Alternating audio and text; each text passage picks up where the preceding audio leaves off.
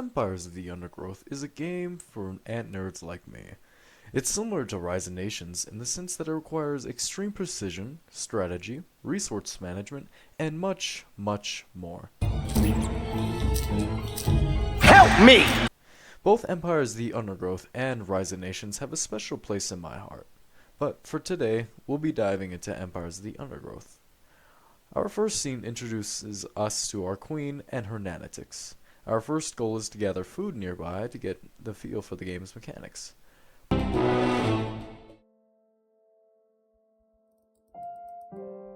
Ah, I see the Queen has taken well to her new home. It's fascinating. She has already started to spawn. Incredible, really, that we found such a healthy specimen. How long until we can expect to see interspecies polymorphism? We should be patient and allow the colony to grow first. I've placed food nearby. Then we will introduce the Formica fusca and observe their reaction. Excellent. Keep me updated on their progress. But unfortunately for me, today will not be a normal playthrough.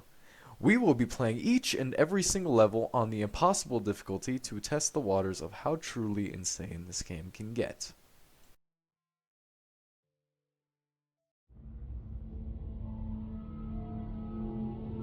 This Formica Fusca queen has set up home beneath a rotting log. She is fat and vulnerable. Her first brood will need to move quickly if the colony is to survive. Their priority now is to find food, and there is plenty around. But there are other hungry creatures down here. The workers will need to be vigilant. Our first level, New Home, is our start. Firstly, let me give you the very basics of this game. You have 6 different groups. One of them is the nursery group, which puts down eggs laid by the queen into tiles for different ants, and the other 5 function as paths. Once you place down a path, the ants that correspond with that group will follow and go to that location. Now, let's use our path tool. The very first encounter you will have will be against woodworms. They have 2 health, 75 movement speed, and upon death they will give 25 food. They are by far one of the best early game food sources, and they can easily boost up your colony's population. So using the food gathered from these woodworms, we will invest in soldier ants. Now is a good time to mention how I navigate through this level. The question marks represent creatures that will not attack but will give us food. Meanwhile, the exclamation marks house a hostile creature. Based on the size of the exclamation mark, I can deduce what it is.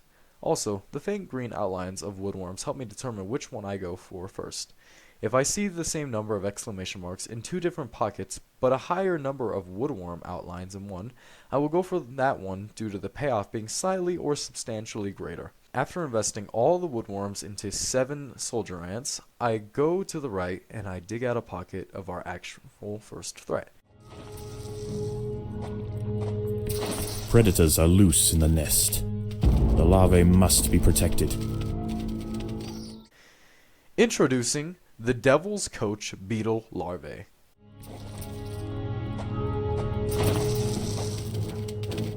The workers have uncovered carnivorous larvae of Ocypus olens, the Devil's Coach horse. They are born ready for combat, with powerful slicing mandibles for chopping up their prey. They are still small, however, and must undergo a final pupation before their armor is fully developed. If the ants are fast, they should be able to overwhelm these critters. One black ant soldier deals around 3.6 damage every hit, and one Devil's Coach horse beetle larvae has around 70 health, meaning to kill one of these larvae, we need to hit it 20 times with our soldier ants. Once they are dealt with, we build more soldier ants and move on to the next section. Rinse and repeat until you cross your first fully developed Devil's Coach horse beetle.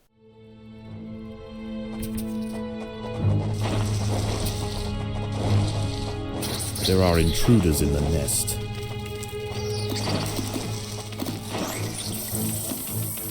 The ants have stumbled into the path of a fully developed Devil's Coach horse beetle, and it's hungry for breakfast. The beetle is almost 4 times the size of a black ant and protected by thick plates of external armor. Whilst it bites at the tiny defenders, it sprays foul-smelling secretions from the end of its raised abdomen, disorientating the ants. The Devil's coach horse is dead. Its corpse will provide food to support dozens of new brood.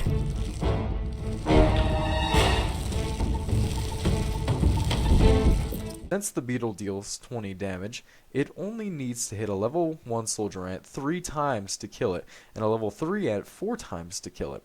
Not to mention, it is supported by other beetles, making it a difficult threat to deal with. Thankfully, my ants are just too good to be defeated. But for the final 2 pockets of beetles, I use a different strategy than what I've been using. For the entirety of this level, I've been sending in soldiers the moment the pocket opened. But for these final 2, I retreat the soldiers back towards the queen, and I let the beetles get closer. The reason for this is so that the new brood can almost immediately attack the beetles without having to walk all the way to the other end of the map, and basically leaving the original squad of ants without reinforcements. Using this tactic, we can easily sweep through 1.1, and we get our victory. This Formica Fusca colony has now established itself as a rising power in the Undergrowth. Soon their territory will need to expand above ground, where new challenges await. For the time being, however, the Queen is safe.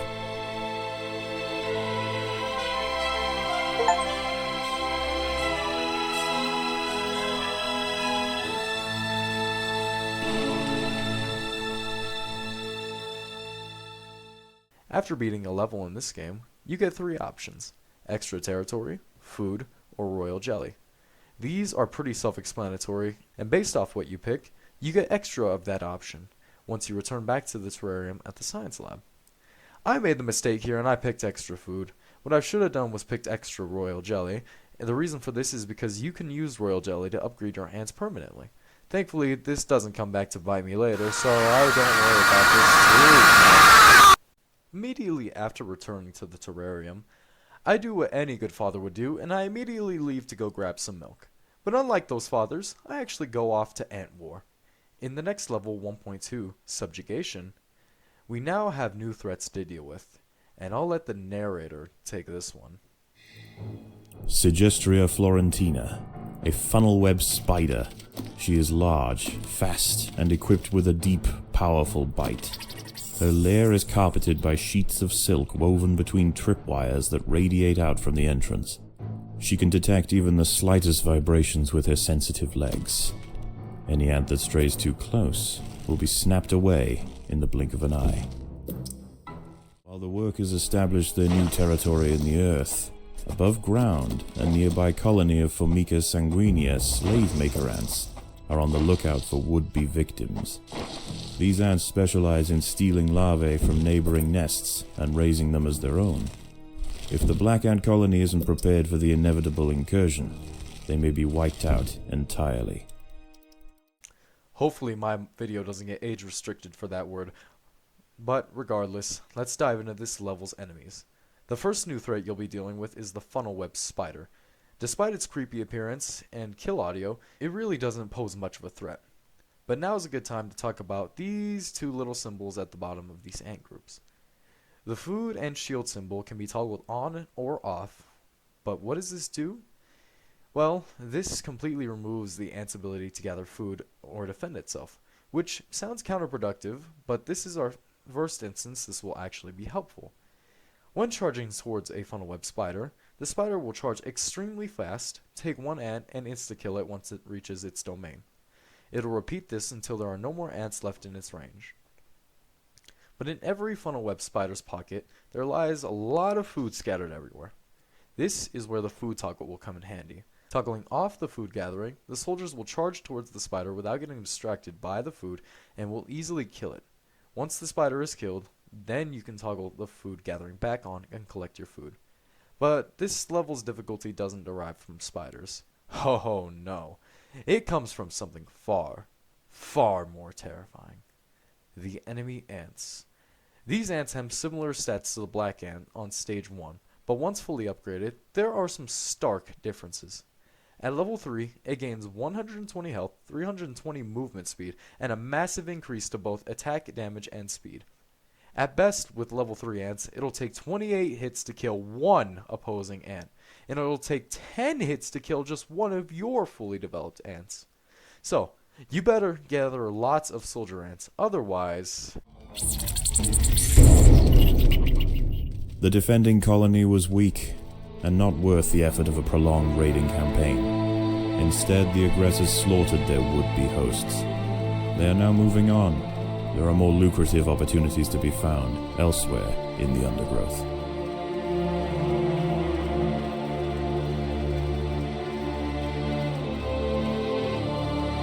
These ants will perform periodic raids on your colony. They'll steal brood and decimate your defenses over and over and over again. So, how do we combat this?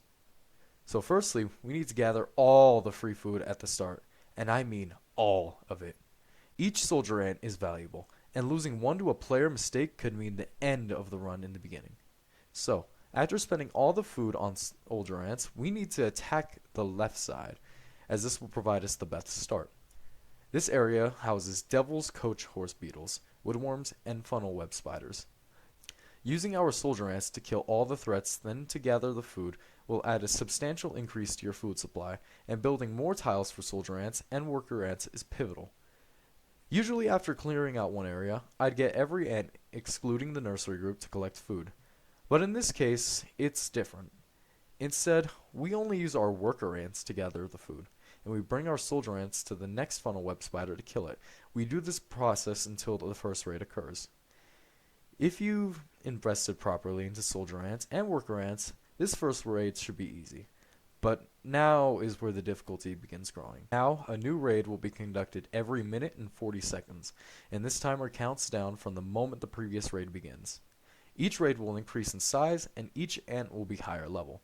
So, the rate at which you gather food will have to rapidly increase, or you die. But as for defending the raids, the best strategy I found was by placing all the soldier ants at the entrance to get as much damage off as possible, and trying to maintain that for as long as possible before retreating back to defend the queen. But due to the insane amount of ants they throw at you, and the ridiculous time between raids, it can be very difficult to replenish your forces before the next raid. So this is where the workers come into play. Remember when I said to immediately move your soldiers to the next spider's tunnel? It was for a reason. It was to allow the worker ants who don't defend themselves to gather the food. This saves so much needed time in between raids that it's essential for defeating this level. And after countless attempts at this level, I finally beat it.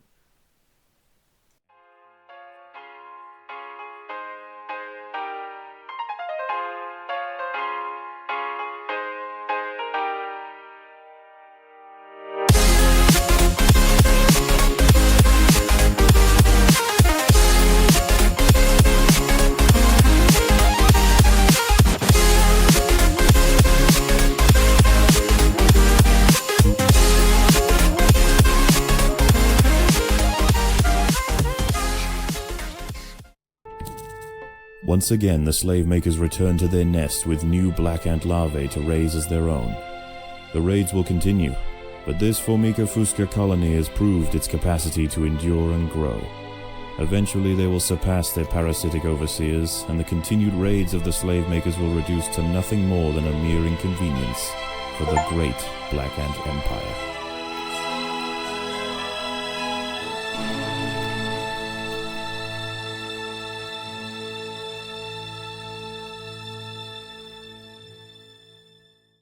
After gathering up all the food rewarded from previous levels, we can now begin our Force Formicarium challenge.